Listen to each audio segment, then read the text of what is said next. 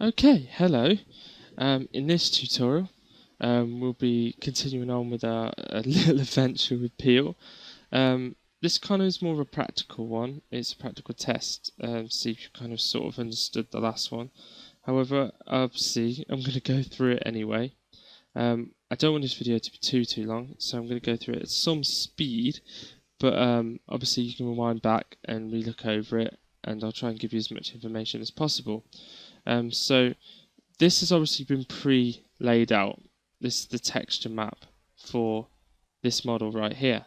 This asset was designed to be seen at some distance, generally on a desk, something like that. It was very quickly done. Things like reflection need to be gotten rid of, and so on and so forth. But you know what? It doesn't really matter. Not in this case. But yeah, it's a very low resolution map, and a lot of stuff has to be reused, or it has to be, cleverly laid out.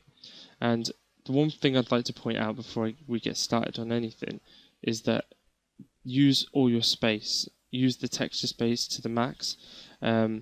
Obviously, at this point, I'm not expecting you to, work towards creating an image, because I've already given you one. But for future reference, you'll be using all your space like this. You see there's not many black gaps. There's some that annoys me. I wish I could fill them. It just doesn't. I just couldn't find anything to fill them with. So I kind of stretched this out to get the best I could. But anyway, make sure you use as much space as possible. So if we go back, let's kind of start by looking, or by actually applying the texture to the model. Okay, and I did actually apply two. I've given you a green one as well. It's got the lines on it, but you don't need to use that one. That was more as a sort of guideline if you wanted to use it. It's probably recommended, but to be honest, you might find it clearer doing it this way. I don't know. Have a look and see which you prefer. So we apply the modifier. Okay, Unwrap UVW. Right, and now bear in mind that normally I don't have this to work to. I won't have created the image beforehand. Obviously, this is purely about practicing Peel.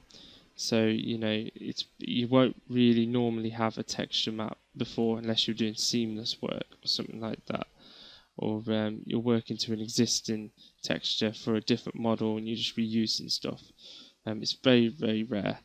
Normally you'll do the UVs first, and then you'll create the image around that, which is something I'll explain in the tutorial following this again. But in this one, just a Peel tutorial. So if we reset the Peel, okay, and we're going to open up that so we can actually see the texture. Right, now what we need to do is obviously lay down our lines. So let's move that out of the way, get that outside the map. We need to lay down our cuts.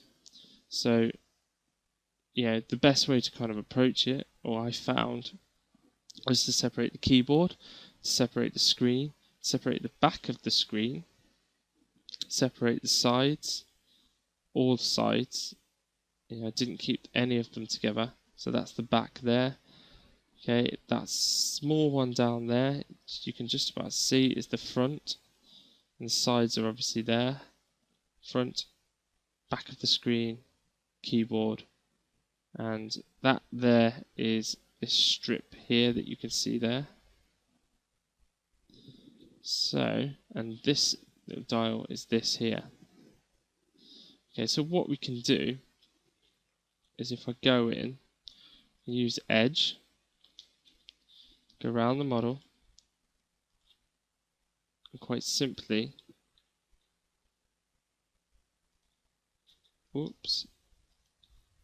cut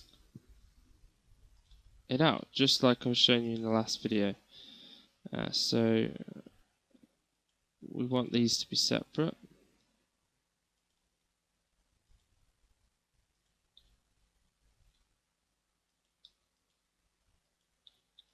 That one. Sometimes it's kind of hard to select these things. Let's more accurately do it. There we go. Okay, these last ones here, because we want this back bit to be completely separate as well. Yep, that's looking good. Okay, now on here, I think I'll keep the back of the screen all together, but I'm going to create a split in these corners here. So it should flare out. If you think of like the dice in the last one, when I did it from the top, so it flared out, it's the same principle as that. Okay, that should do for that. This bit down here, well, curiously enough, the way I made this is I deleted one side here and one side there, so naturally that's already split it off because this seam line's there and this seam line's there. The only thing we do need to do is to create a seam line to break the ends off, because there's little pulleys on the end that we need to kind of eliminate. Well, not eliminate, that's terrible. I mean separate. Let's have a look. We can't select that, it's been a pain. So let's go back. I hate when this happens. Okay, be a bit more precise. There we go, gotcha. Right. Select that one, select that one, select that one, that one. Yeah, that's all the edges selected. And I've got a last little one down here, just this circle. So if you think about the cylinder, select both ends. Okay, I'm going to do the same on this end as well.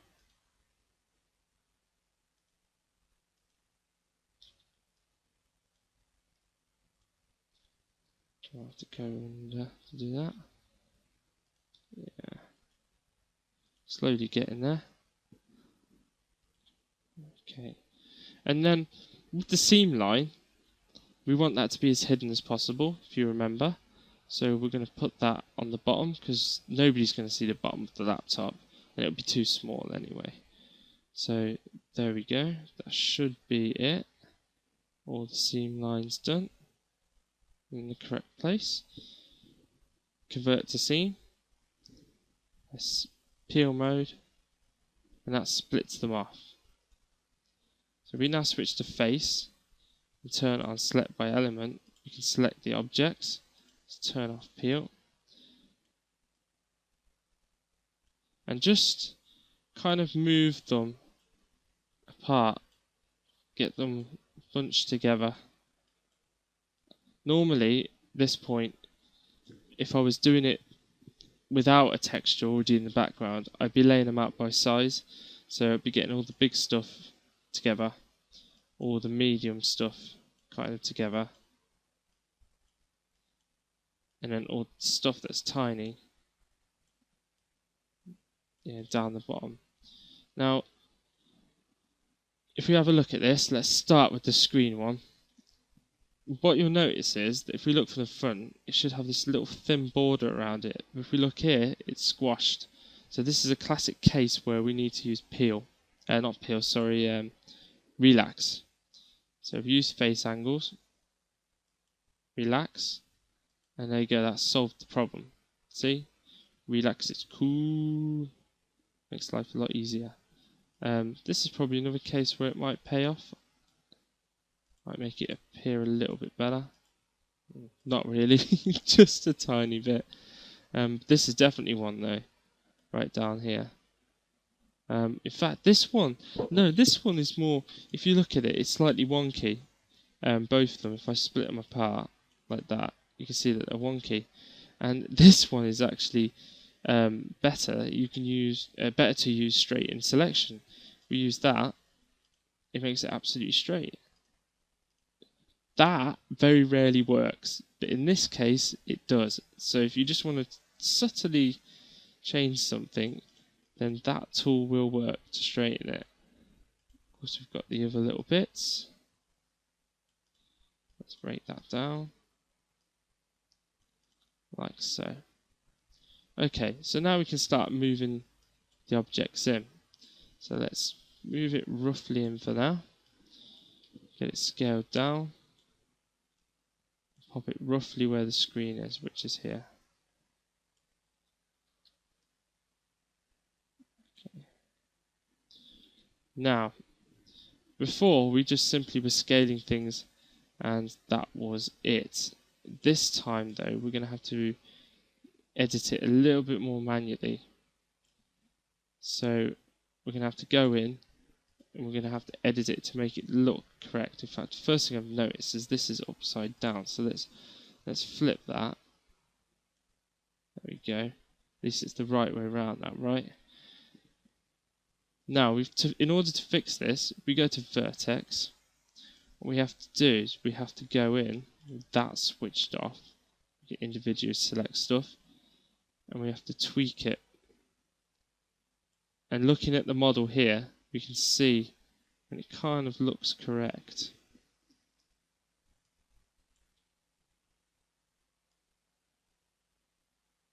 Okay, so let's turn that off.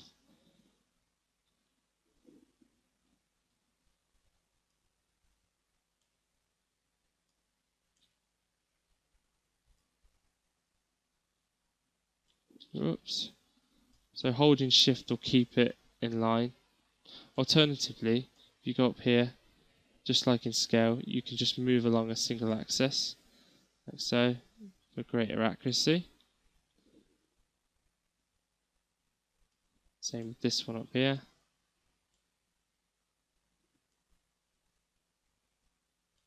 Okay, I think that's about it. That is all good. Yep. Okay, so let's get the next one, which is the keyboard. Switch that back so it's a multi-way one. Move it in, scale it down. Okay.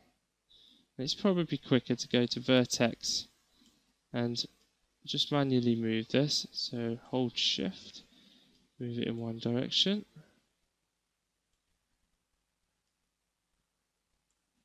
Just get it so it kind of fits about right. There we go.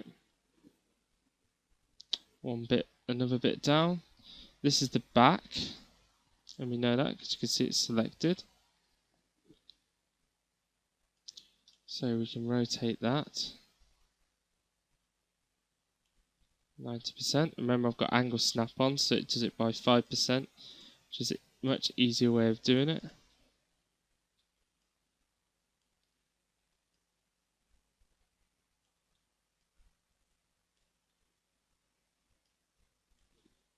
Oops, sorry about that. Accidentally pressed the start button. Damn you, Windows 8! Okay. Scale that out a little bit. Yeah, that all seems fine. There is a little problem with my Samsung sign there, but I'm going to ignore that for now. I'd have to fix that in Photoshop. Sometimes that happens when you take photos of objects. This one is the bottom. Now, I didn't take a photo of the bottom because I didn't think anyone would see it. So instead, all I'm going to do is plonk it on there, and that's what I suggest to do. If you haven't got a texture or something, just make it black. That's the best way to do it. Just put it in somewhere where there's a black area value, and that'll be fine. It's generic enough that it can be gotten away with. So that's all good. Front, this is the back of it, actually, which is down here. Get that, move it in, and then edit it manually to make it fit correctly.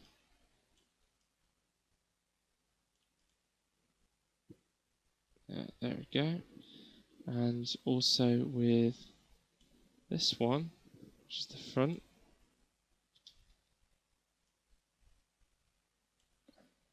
Move the pivot, make sure it does that. I don't know why it does that. I've only done that in the last few versions of Macs. Oops, good old Control Z. Okay, kind of there with that. Let's just make that a little bit. Not you, fan. Okay, it looks like the buttons are on the wrong side. Useful. Let's get them on the right side. So select that, mirror it. There you go, that's now on the right side. Okay, and with those two top bits, they're going to go on there. These, they're here. Let's get them in there. So they're overlaying, but it will look absolutely fine. As you'll see. There. As you can see, I keep doing that. That looks absolutely fine.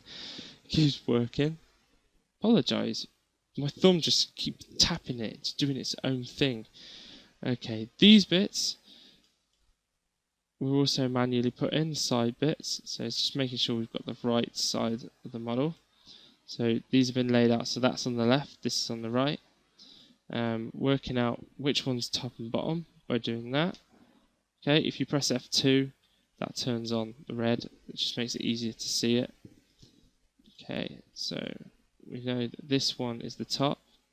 So I know I've got this right. And roughly position that.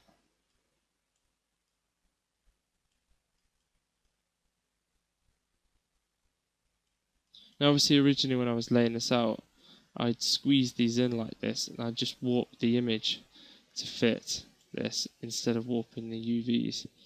So let's have a look. That looks correct. It's not too stretched.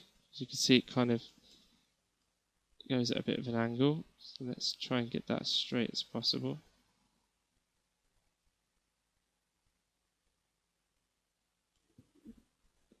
Without going out of that though. I think that's about as good as it's going to get.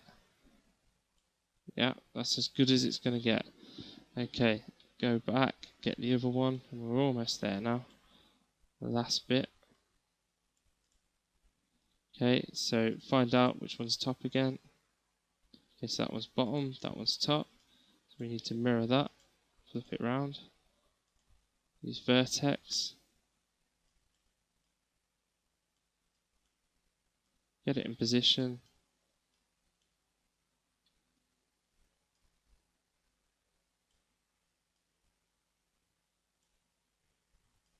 Okay, and there we go. I'll just check that it's not too warped. Doesn't seem too bad. A little bit of fixing needed, I think, though.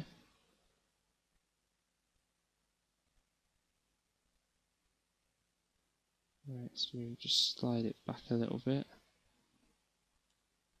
No, generally that's not too bad. Okay. So we've got our last few little bits over here. Let's move them right the way in. So select that one. So this is just going to go in here. Nice easy one. Same with this one, is another nice easy one. To get them on top of each other, because they're sharing the same texture anyway.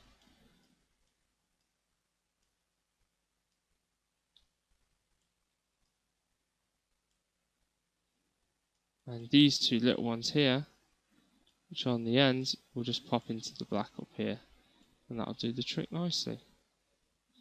So if we collapse that now,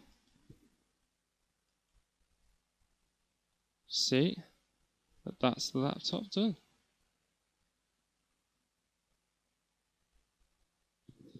That's all there is to it. And yeah, it should all be fine. Well, if you manage to do that, you've managed to do it fine. What I would say to challenge yourself, just that bit more. Okay, get a speed model out that you've done. and do that. Obviously, if you haven't got a speed model or anything like that, then I recommend doing one. Just spend half an hour, quickly pick something. Okay, in fact, I could pick something for you now. Let's say, let's choose something not too difficult, I suppose, but not too easy either. Let's say, God, it's always hard when I put on the spot list. Let's say turtle. I like turtles. They're not too difficult. Okay, so give a turtle a go. Try and texture it.